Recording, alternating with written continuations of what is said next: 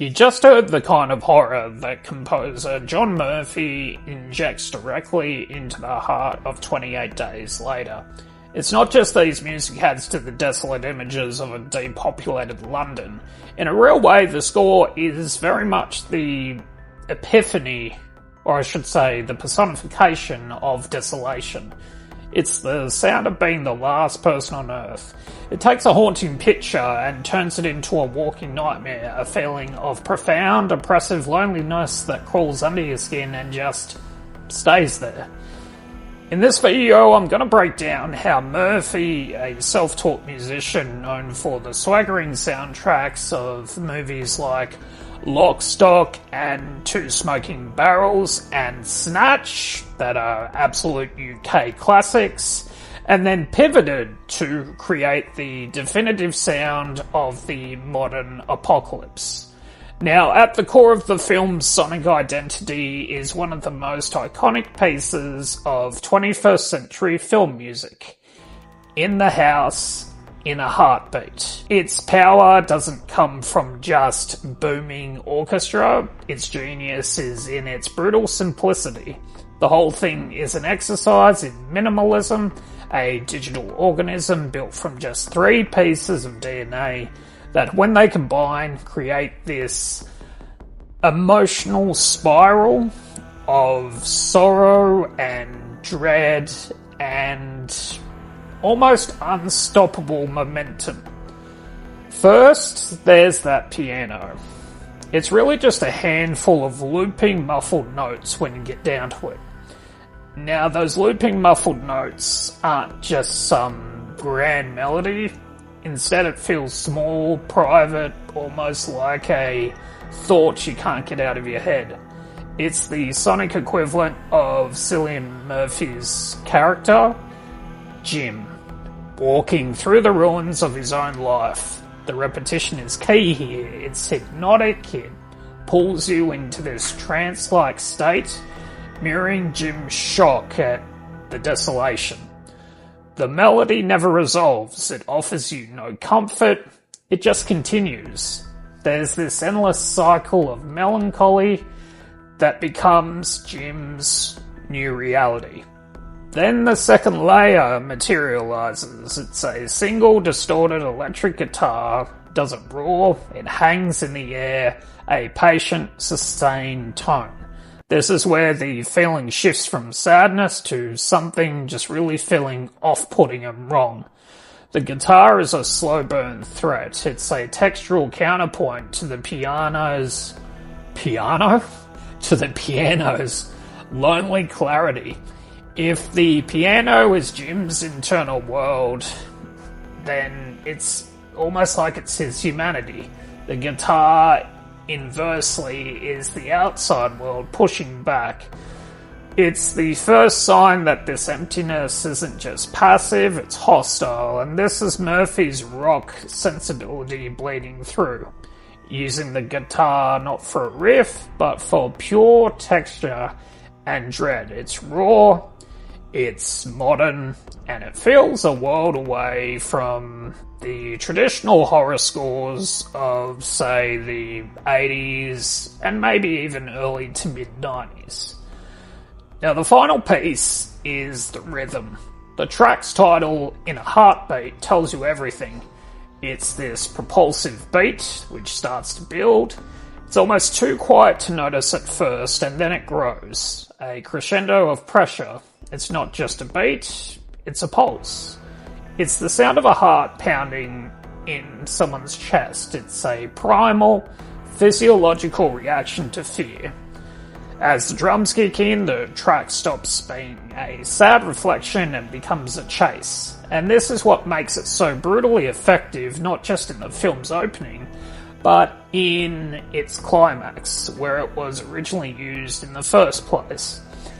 As Jim hunts the soldiers, the track becomes an engine of pure anxiety, and this feeling that no matter how fast you run, the threat is always right behind you.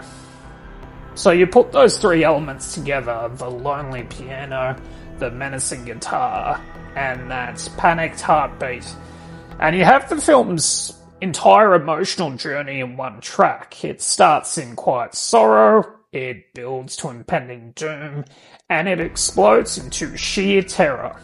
It's a piece of music that doesn't just support the horror, it actively creates it. Now here's one of the most brilliant decisions that Danny Boyle and John Murphy made. In a total inversion of horror logic, they decided that when the infected are on screen, in the most violent, visceral moments, there would often be no music at all. Instead, the score is reserved for the quiet moments, the human moments. The choice is key to the entire film's emotional weight. Now, I want you to think about the attacks. When the infected are sprinting, screaming, and tearing people apart, the soundscape is pure, chaotic assault. It's diegetic sound cranked to 11. There's guttural shrieks, there's shattering glass, there's the wet thud of impact. By yanking the score out of these scenes, the violence feels brutally, almost documentary real. There's no strings telling you to be scared, there's just the raw, unfiltered audio of chaos. It makes the infected feel less like monsters and more like a force of nature, the absence of reason, and also the absence of music. Now contrast that with the moments between the survivors, when Jim, Selena, and the others are driving through the countryside or sharing a quiet meal. That's when Murphy's score swells. Tracks like The Beginning, or the deliberate inclusion of Brian Eno's An Ending Ascent, create this atmosphere of fragile beauty. This music is their internal world. It's the voice for their fear, their loss, and their flickering hope. The score becomes the last bastion of their humanity, filling the silence of a dead world with shared feeling. Murphy calls it a seesaw effect, and it's very much a perfect description. The silence during the attacks ground the film in this terrifying realism, while the score in the quiet moments elevates the story into something more profound. It tells you these people have inner lives and memories of the world that was, and this becomes even more jarring with the use of sacred music. Hearing pieces like, I can never pronounce this person's name, Fours in Paradisum, dropped into the middle of this brutal post-apocalyptic landscape is a form of harmonic sabotage. It's a ghost of a civilized spiritual world that's been completely erased. It functions like a requiem for all of humanity. It's a moment of grace that only makes the surrounding carnage feel even more tragic.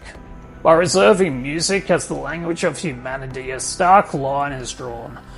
On one side, there's the screeching silence of the infected, whereas on the other side, the melodic, melancholic sound of the survivors. The score acts as the soul of the humans that are left alive in 28 Days Later. Now, the opening sequence of this film is burned into cinematic history for a lot of people. The character Jim, played by Murphy, is alone. He's walking out into a totally deserted London.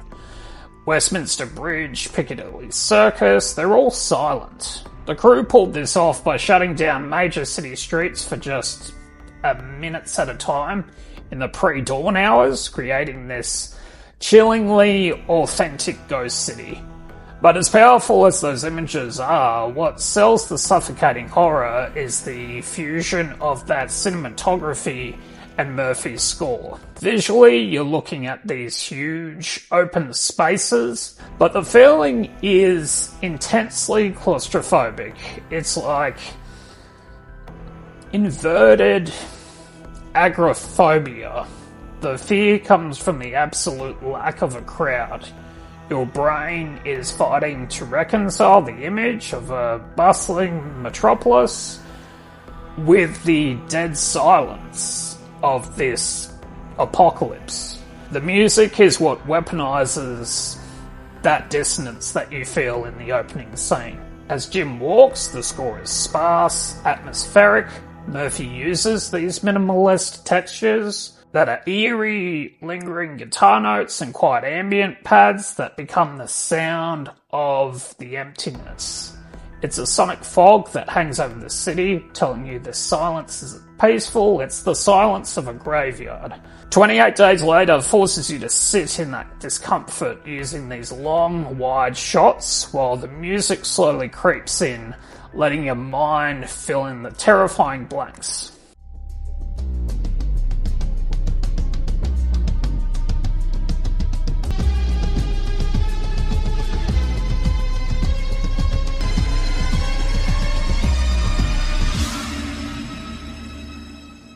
And this technique turns London itself into a character, and it's not a friendly one. The city is the antagonist, the empty streets, the overturned buses, the derelict cars. They're all part of the threat, and the score is their voice. It's a funeral dirge for a whole new world. Now, what makes it all work is the texture. Boyle's choice to shoot on grainy, low-resolution DV cameras wasn't just about budget, it was about the artistic decision to make the apocalypse feel immediate, raw, and almost like it was found footage. Murphy's score has that exact same texture. It's unpolished with those distorted guitars we mentioned earlier, and the electronic elements that feel a million miles away from a sleek Hollywood production. The sound has the same gritty, visceral quality as the image. You don't feel like you're watching a movie. You feel like you've discovered a tape documenting the end of the world. The music amplifies the terror of the unseen. It doesn't signal a monster coming.